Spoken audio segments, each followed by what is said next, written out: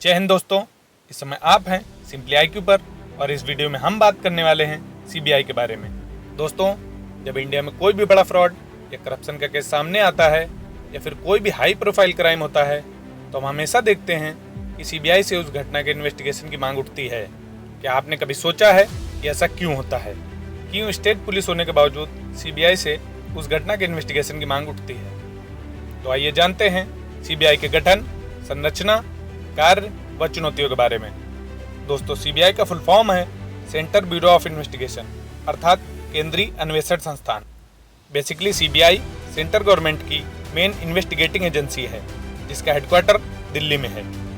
CBI Bharat में interpole के national centre bureau के रूप में भी काम करती है। आइए अब बात करते हैं CBI के गठन की। तो CBI का गठन सन 1963 में संथानन समिति की सिफारिश पर हुआ था। CBI को अपनी इन्वेस्टिगेशन करने के लिए लीगल पावर्स दिल्ली विशेष पुलिस स्थापना अधिनियम 1946 से मिलती है।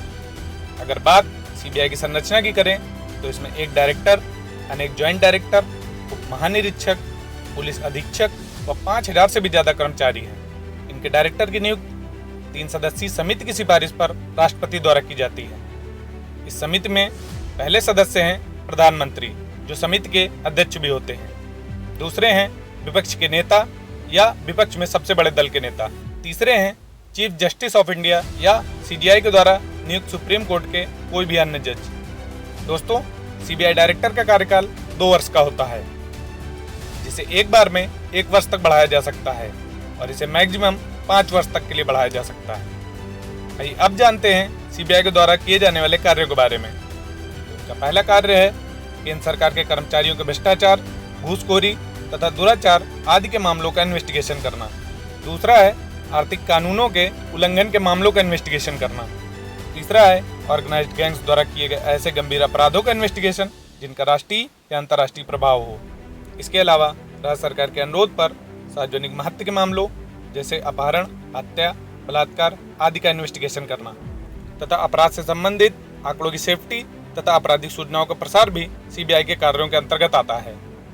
अगर बात CBI से रिलेटेड चुनौतियों की जाए तो इनकी सबसे बड़ी चुनौती है राजनीतिक हस्तक्षेप की।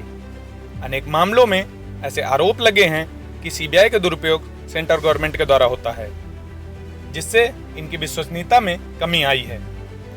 दूसरी चुनौती है CBI के द्वारा केस लिए जाने के बाद इनकी जांच रिपोर्ट में सालों लग जाते हैं। दोस्तों, CBI में जवाबदेही का भी अभाव है।